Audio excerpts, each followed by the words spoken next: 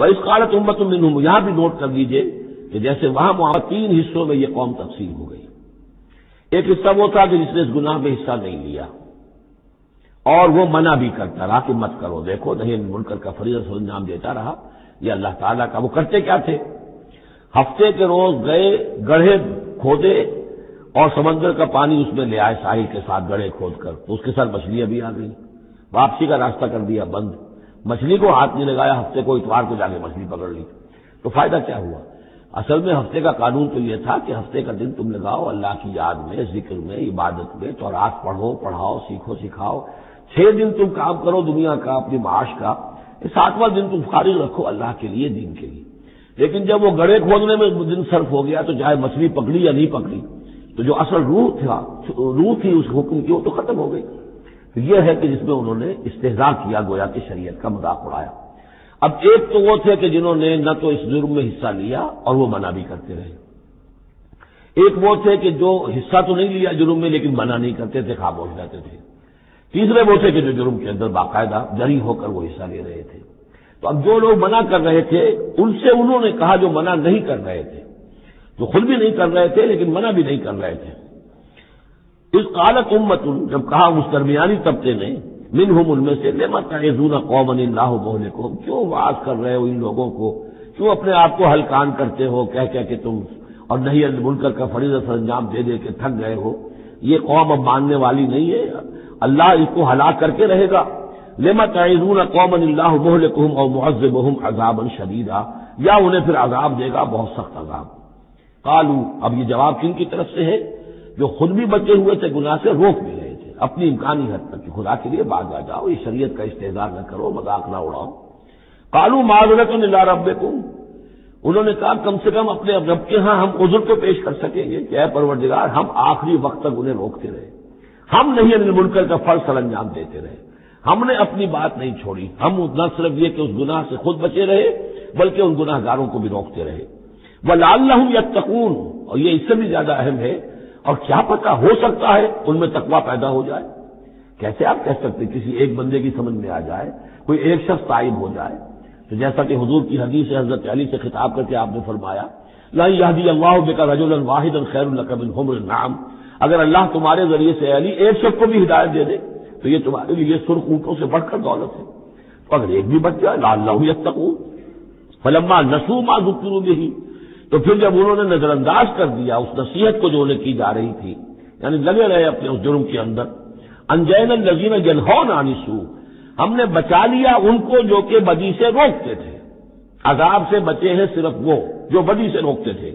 وَأَخَذْنَا الَّذِينَ ظَلَمُوا بِعَذَابٍ بَئِيسٍ بِمَا كَانُوا يَفْسُقُونَ، اور پکڑ لیا ہم نے ان کو کہ جو اس ظلم میں، گناہ میں اور شریعت کا استہزاء کرنے میں کہ جو مجرم تھے، ان کو ایک بہت ہی برے عذاب میں پکڑا، ان کی اس ناہنجاری کی وجہ سے، سرکشی کی وجہ سے، نافرمانی کی وجہ سے۔ فلما عتوا عما نہوا عنہ، جب وہ بڑھ گئے، چڑھ گئے، بہت ہی آگے بڑھ گئے ان چیزوں میں جن سے ان کو روکا گیا تھا، قلنا لهم كونوا قردة خاسئين، تو ہم نے کہہ دیا کہ اب ہو جاؤ بندر، ذلیل بندروں کی شکل میں ان کی صورت جو ہے وہ تبدیل کر دی گئی۔ یہ ہے وہ مکمل واقعات جس کا حوالہ اس سے پہلے کئی بار آ چکا ہے۔ سب سے پہلے سورہ بقرہ میں بھی آیا تھا، اس کی تفصیل یہاں آ گئی ہے۔ بارک اللہ، سے پہلے کہ ہم آگے بڑھیں جو آخری مضمون آیا تھا، جو آیات ہم پڑھ چکے ہیں ان کے ضمن میں ایک وضاحت ضروری ہے۔ یہ جو ہم نے ابھی دیکھا کہ اس بستی کے لوگ 3 قسم کے 3 حصوں میں منقسم ہو گئے تھے۔ ایک وہ لوگ جو گناہ میں بڑھے جا رہے تھے، ایک وہ کہ جو خود گناہ تو نہیں کر رہے تھے لیکن روک بھی نہیں رہے تھے، اور ایک وہ کہ جو گناہ سے خود بھی مجتنب تھے اور نہی عن المنکر کا فریضہ آخری وقت تک سر انجام دے رہے تھے۔ صراحت کے ساتھ یہاں جو فرمایا گیا کہ ہم نے بچایا کس کو، فَأَنجَيْنَا الَّذِينَ يَنْهَوْنَ عَنِ السُّوءِ، بچایا ہم نے ان کو کہ جو روک رہے تھے بدی سے، وَأَخَذْنَا الَّذِينَ ظَلَمُوا بِعَذَابٍ بَئِيسٍ، اور ہم نے پکڑ لیا ان لوگوں کو جو گناہ میں ملوث تھے ایک بہت ہی برے عذاب میں ان کے نافرمانی کی وجہ سے۔ اس سے بعض حضرات نے ایک نقطہ نکالنے کی کوشش کی ہے، اور وہ یہ ہے کہ ایک گروہ کے بارے میں صراحت کے ساتھ آ گیا کہ اس کو بچا لیا، وہ لوگ جو نہیں عن المنکر کر رہے تھے، ایک گروہ جس کے بارے میں صراحت سے کہا گیا کہ اس پر عذاب آیا وہ ہے جو گناہ میں ملوث تھے۔ گویا کہ درمیانی گروہ جو ہے اس کے بارے میں یہاں سکوت اختیار کیا گیا ہے۔ ان کو ایک طرح سے امید دلائی جا رہی ہے کہ جو لوگ گناہ سے مجتنب رہیں گے، اگر وہ خود گناہ میں ملوث نہیں ہوئے ہیں تو اس عذاب سے کہ دنیا میں آتا ہے اس سے وہ بچا لیے جائیں گے۔ اور یہ بہت بڑی غلط فہمی ہے۔ یہ ایسی ہی بات ہے جیسے کہ میں نے آپ کو بتایا تھا سورہ مائدہ کے پڑھتے ہوئے کہ جو آیت مبارکہ تھی کہ علیکم انفسکم لا یضرکم من ضل اذا اهتدیتم، تو حضرت ابوبکر رضی اللہ تعالیٰ عنہ کو خطبہ ارشاد فرمانا پڑا کہ لوگوں تم اس آیت سے بالکل غلط نتیجہ نکال رہے ہو۔ اس کا یہ مطلب نہیں ہے کہ دعوت اور تبلیغ اور امر بالمعروف اور نہی منکر تمہاری ذمہ داری نہیں ہے، بلکہ مطلب یہ ہے کہ تم اپنا سب کچھ کر لو، زور لگا لو سمجھانے کا، امر بالمعروف کا، نہی منکر کا، پھر بھی اگر کچھ لوگ اڑے رہے کفر پر اور گناہ پر تو پھر تم پر کوئی وبال نہیں ہے۔ اصل مفہوم یہ ہے، لیکن اس سے انسان جو ہے چاہتا ہے ذمہ داری سے فرار،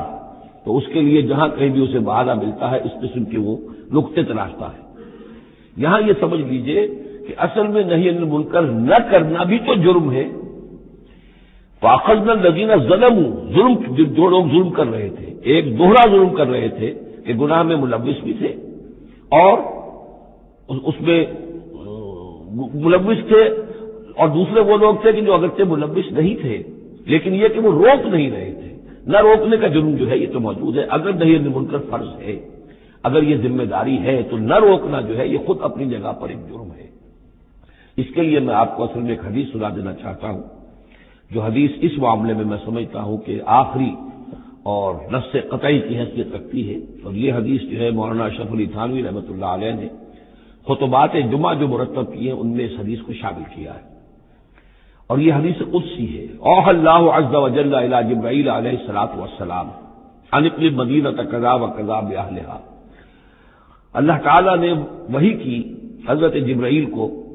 کہ فلاں فلاں شہروں کو تل پٹ کر دو، الٹ دو، جیسے کہ عمورہ اور صدوم کے شہروں کے بارے میں حکم آیا۔ قال فقال، حضور فرماتے ہیں اس پر حضرت جبرائیل نے عرض کیا بارگاہ خداوندی میں، رب یا رب ان فیھا عبدک فلانا لم یعصک طرفۃ عین، پروردگار اس میں تو تیرا فلاں بندہ بھی ہے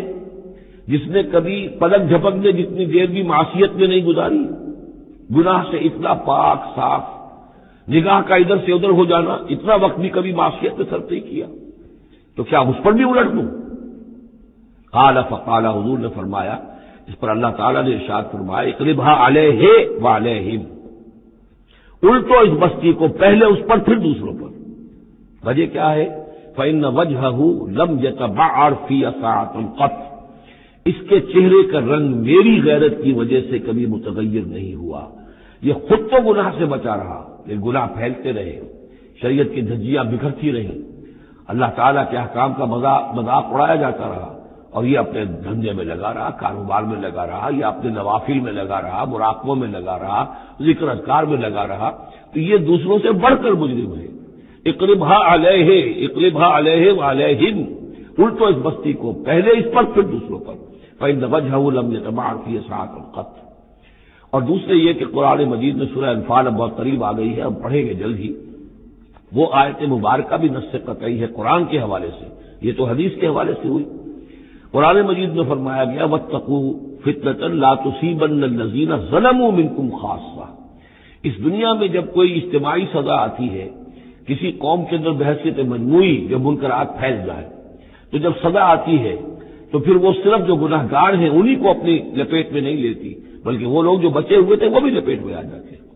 ہاں، امید جو دلائی گئی ہے یہاں سے وہ یہ ہے کہ جو امر بالمعروف اور نہی عن المنکر کی آخری حد تک، آخری وقت تک کوشش کرتے رہے ہوں، اللہ تعالیٰ ان کو بچا لے گا۔